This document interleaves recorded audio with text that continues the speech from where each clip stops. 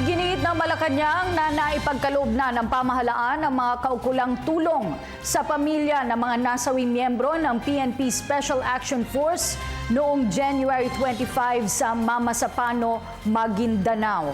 Ayon kay Presidential Communications Secretary Sunny Coloma, lahat ng mandatory benefits ay naipalabas na ng NAPOLCOM at ng PNP noon pang April 2015. Gitnang kalihim, alinsunod sa direktiba ni Pangulong Aquino, lahat ng mga kinaukulang ahensya ay kumilos para ipagkaloob ang tulong sa pamilya ng SAF 44. Kabilang na dito ang 2.5 million pesos na kabuang halaga para sa PNP Special Financial Assistance, Accumulated Leave Credits, PNP at NAPOLCOM monthly at back-earned pensions, NAPOLCOM burial and gratuity assistance.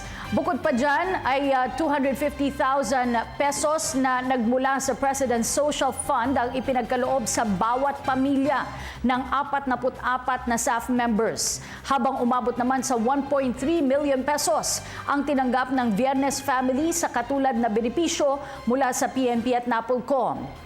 Nagsalita ang palasyo sa ulat na hindi naipagkaloob ang kaukulang assistance sa pamilya ng nasawing Police Senior Inspector Joey Gamutan at Police Officer 1 Olibet Viernes.